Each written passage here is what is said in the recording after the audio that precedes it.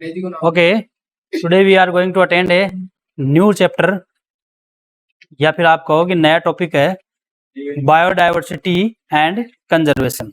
ठीक है, यानी जैव विविधता एवं संरक्षण, इसका संरक्षण और जैव विविधता की हम बात करेंगे। ठीक है, तो यहाँ पर हम देखेंगे, मैंने एक इस चैप्टर का एक ओवरव्यू बना रखा है। ऐसा चार्ट आपको बुक के अंदर नहीं मिलेगा, ना किसी पासबुक के अंदर मिलेगा। ऐसा चार्ट मैंने ये इस पूरे चैप्टर का ओवरव्यू बना रखा है। क्या बना रखा है? तो ओवरव्यू का मतलब ये होता है अगर इस चैप्टर के बारे में हम कुछ ये जान लें कि उस चैप्टर में एक्चुअल में हमें पढ़ना क्या है और इस चैप्टर में आएगा क्या, तो इसका मतलब वो चैप्टर पढ़ना बहुत आसान हो जाता है हमारे लिए। वो चैप्टर पढ़ना बहुत आसान हो जाता है। तो आप यहाँ देखोगे बोर्ड के ऊपर जो लिखा हो, आप ये देखोगे जैव विविधता और संरक्षण की अगर हम बात करें तो इसके 3 ही कारण है। नंबर 1, जैव विविधता क्या है। नंबर 2, जैव विविधता की क्षति कैसे हुई। नंबर 3, अब क्षति हो गई तो ठीक, अब उसका कंजर्वेशन कैसे किया जाए, उसको संरक्षित कैसे रखा जाए। 3 ही बातें। कौन कौन सी? जैव विविधता क्या है, जैव विविधता की क्षति कैसे हुई, अगर हो गई तो अब इसको कंजर्वेटेड कैसे करें, इसको हम संरक्षित कैसे करें ताकि हमें ये भविष्य में काम में आए। कुछ चीजें हैं जैसे उनको समझ लो। जैव विविधता का सीधा सा मतलब ये होता है कि पृथ्वी पर पाए जाने वाले जीवों की विभिन्नताएं। हम कौन से ग्रह पर रहते हैं? पृथ्वी। और इसी ग्रह पर प्राणवायु है, तो आपको सबसे ज्यादा डाइवर्सिटी अगर देखने के लिए मिलेगी तो इसी ग्रह पे मिलेगी, और किसी ग्रह पे नहीं मिल सकती। आप बिल्कुल नहीं मिल सकती। अगर ये एक मजाकिया बात हो गई, लेकिन आप इसको सुनो, बुक में भी दे रखा है। अगर किसी दूसरे ग्रह से कोई जीव आ गया तो सबसे पहले पृथ्वी पर आकर वो देखकर सबसे पहले किस चीज से आश्चर्यचकित हो जाएगा? यहाँ की डाइवर्सिटी को देखकर वो आश्चर्यचकित हो जाएगा कि इतने प्रकार के जीव जंतु, इतने प्रकार के पेड़ पौधे हैं और वो भी सारे डिफरेंट टाइप हैं। तो ये डाइवर्सिटी की बात आती है। किसकी? तो डाइवर्सिटी तो समझ में आ रही है बात? यानी विविधता तो आपको किसी चीज में और में मिल सकती है। जैसे मान लो पंखे हैं, डिफरेंट टाइप के पंखे हो गए, विविधता है। एसी है, डिफरेंट टाइप की एसी हो गई, विविधता है। लेकिन हम बोल रहे हैं बायोडाइवर्सिटी, यानी जीवों के अंदर आप विभिन्नताएं बताएं। किसके अंदर बताओगे? जीवों के अंदर विभिन्नताएं बताओ। ठीक है, जैसे अगर आपसे मैं पूछूं, एक छोटा सा प्रश्न मैं आपके लिए करता हूं। एक एरिया है, वहां पर 1000 गायें हैं। क्या है? 1000 गाय हैं वहां पर। और एक एरिया और है, वहां पर 300, ओनली 300 जीव हैं, जिनमें कुछ काऊ है, कुछ बफेलो है, लॉयन है और खरगोश है, हिरन है। चलो मांसाहारी नहीं रखते, शाकाहारी रखते हैं सारे, नहीं तो पता चला कि शेर गाय को खा गया, बफेलो खा गया। ठीक है, सारे शाकाहारी जीव हैं, उसमें कोई 5 प्रकार के शाकाहारी जीव है या 10 प्रकार के शाकाहारी जीव है। तब आपसे पूछा जाए कि डाइवर्सिटी ज्यादा कहाँ की है, 1000 वाली है या 300 वाली ज्यादा है? गलत है आपका आंसर। 300 वाली जीवों की डाइवर्सिटी ज्यादा है, नहीं कि 1000 वाले जीवों की। उसमें तो सिंगल एक ही जीव है, बस ये तो है, उसमें तो एक ही जीव है, गाय है सिर्फ। डाइवर्सिटी ज्यादा कहाँ की हुई? 300 वाले की। अगर आपसे एक प्रश्न पूछा जाए, बहुत ही अच्छा प्रश्न है, कि विश्व में सबसे ज्यादा डाइवर्सिटी आपको देखने के लिए कहाँ मिलेगी? पृथ्वी में कौन सी जगह है? पृथ्वी पर सबसे ज्यादा डाइवर्सिटी आपको देखने के लिए मिलेगी अमेजन घाटी। कहां पर? अमेजन घाटी के ऊपर, अमेरिका के अंदर अमेजन घाटी है, वहां पर देखने के लिए मिलेगी। तो अगर हम देखें कि विश्व में सबसे ज्यादा डाइवर्सिटी आपको देखने के लिए कहां मिलेगी? अमेरिका के अंदर, अमेजन घाटी के अंदर सबसे ज्यादा डाइवर्सिटी देखने के लिए मिलेगी। अगर डाइवर्सिटी की अगर हम बात करें तो पृथ्वी का फेफड़ा कहा जाता है उसको। क्या कहा जाता है? पृथ्वी का फेफड़ा कहा जाता है। क्लियर? बात समझ में आई? अब हम इस डाइवर्सिटी के बारे में थोड़ा सा जानेंगे कि जैव विविधता और इसके संरक्षण की अगर हम बात करें तो हम 3 पॉइंटों पर डिनोटेड करेंगे: जैव विविधता, जैव विविधता की क्षति और जैव विविधता का संरक्षण। ठीक है, जैव विविधता तो भाई आप इसकी परिभाषा दो पहले। तो परिभाषा तो हम यही दे रहे हैं कि पृथ्वी पर पाए जाने वाले जीवों में पाई जाने वाली विभिन्नता को हम क्या कह रहे हैं? जैव विविधता। ठीक है, अब दूसरी बात ये करेंगे कि जैव विविधता का प्रतिरूप क्या है वर्ल्ड के अंदर और इंडिया के अंदर। देखो इस चीज को समझो। ये सपोज दैट ये अपनी पृथ्वी है, ये क्या है? अपनी पृथ्वी है, और इसके अंदर ये जो है, ये है बीचों बीच निकलने वाली भूमध्य रेखा। कौन सी है? भूमध्य रेखा। ये भूमध्य रेखा। अब इधर चलोगे आप और इधर चलोगे तो आ जाएंगे आपके पोलर, नॉर्थ पोलर, हाँ नॉर्थ पोलर और पोल या उत्तरी ध्रुव और दक्षिण ध्रुव ये आ जाएंगे।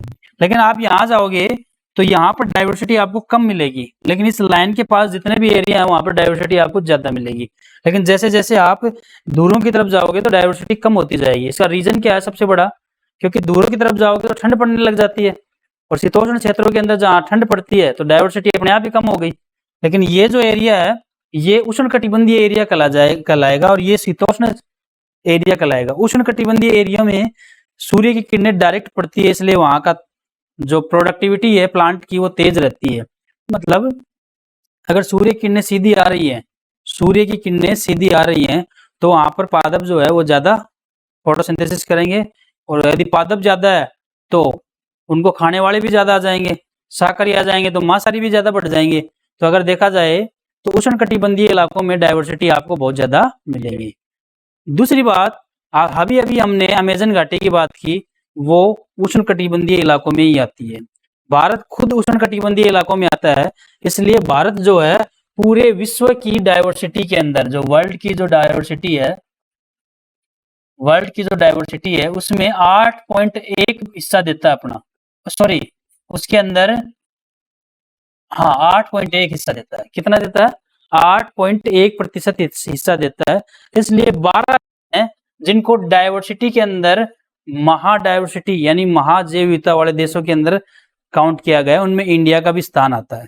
ठीक है, तो इंडिया की डाइवर्सिटी कम नहीं है, बहुत अच्छी डाइवर्सिटी है इंडिया की। तो आपको ये बताना है कि इसका प्रतिरूप वर्ल्ड में कैसा है और इंडिया के अंदर कैसा है, ये हम डिटेल से बाद में पढ़ेंगे, लेकिन आपको मैंने समझा दिया आपको बताना क्या है। मैथव की अगर हम बात करें तो दो साइंटिस्ट है, एक तो डेविड टिलमैन और एक पॉल एहरलिख, इन्होंने अलग अलग बात बताई थी।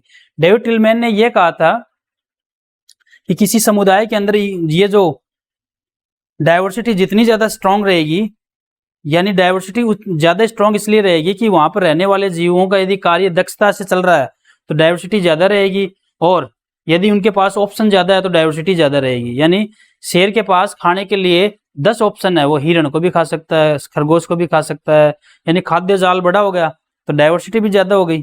तो डेविड टिलमैन ने ये बात कही थी। पॉल एहरलिख ने कोई नई बात बताई थी, इसने ये बताया था कि इन्होंने रिवेट पॉपर परिकल्पना दी थी। कौन सी परिकल्पना? रिवेट पॉपर परिकल्पना। कौन सी परिकल्पना? रिवेट पॉपर परिकल्पना।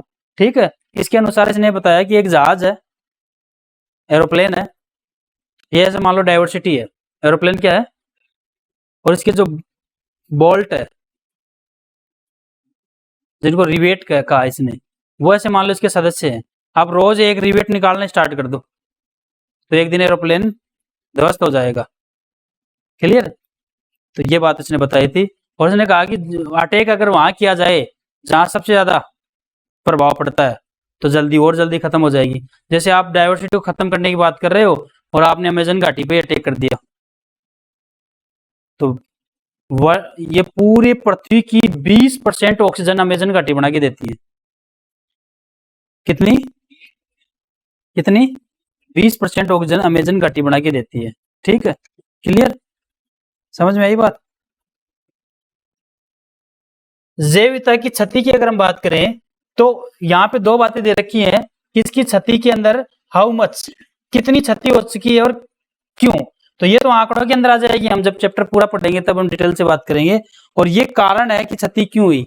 देखो, एक तो आवासीय क्षति, अति दोहन, विदेशी जातियों का आक्रमण, सहविलुप्ति, आपदाग्रस्त जातियां।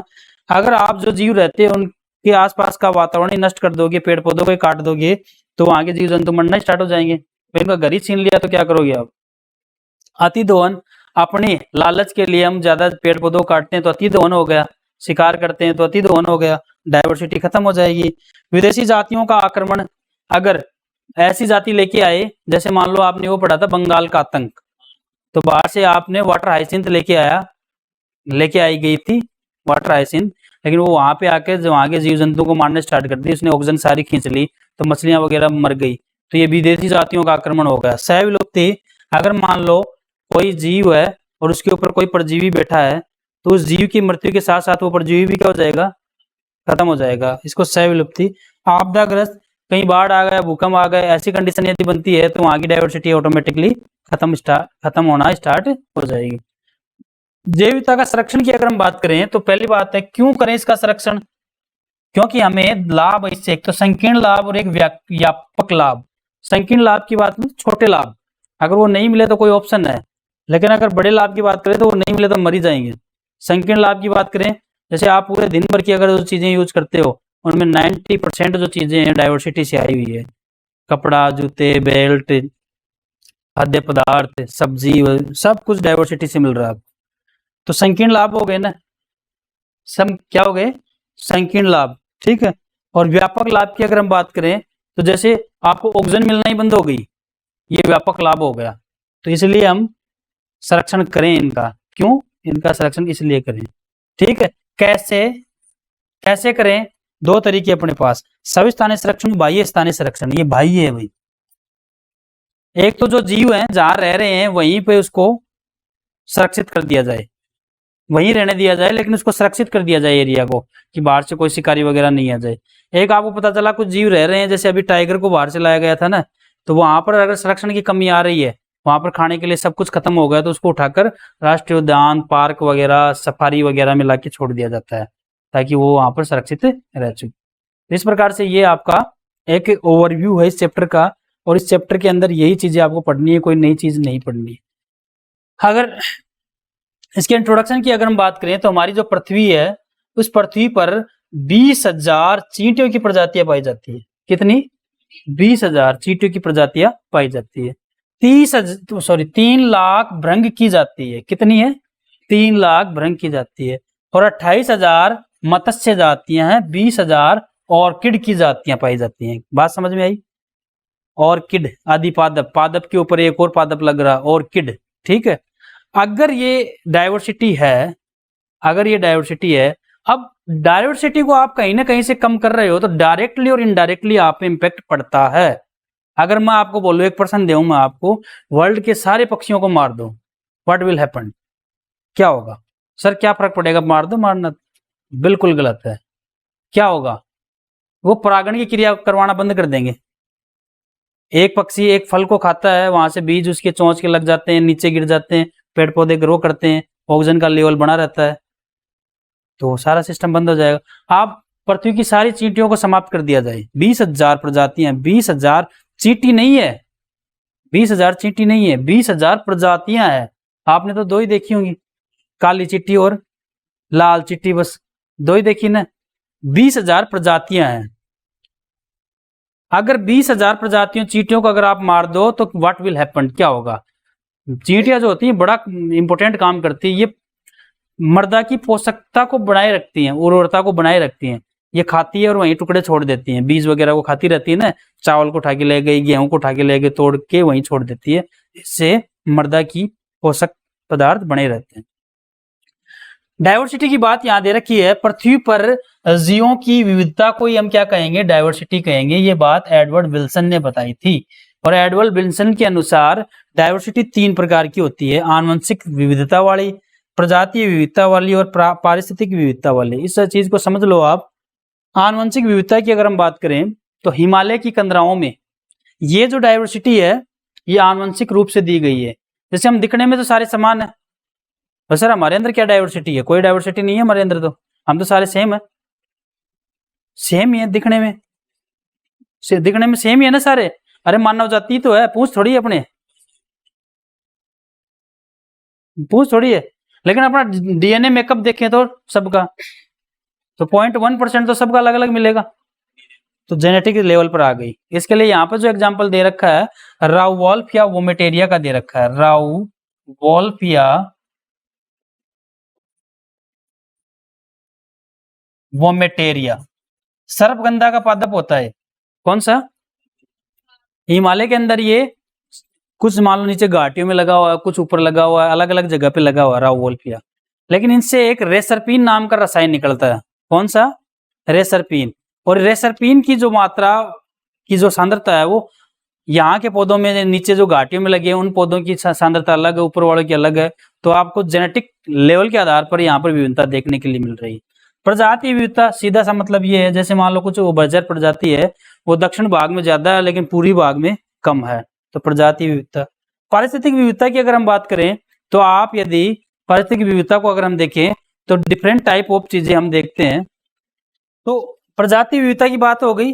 अब पारिस्थितिक विविधता की अगर हम बात करें तो आप देखो पठार है, मैदान है, बर्फ है, मैग्रोव वनस्पति है, दलदल वाली है, सब कहीं पर आपको डाइवर्सिटी अलग अलग मिलेगी, जीवों की मिलेगी ना। इसको पारिस्थितिक विविधता कहते हैं। ठीक है, तो आज के लिए इतना ही है, बाकी की बात हम नेक्स्ट क्लास में करेंगे। Thank you.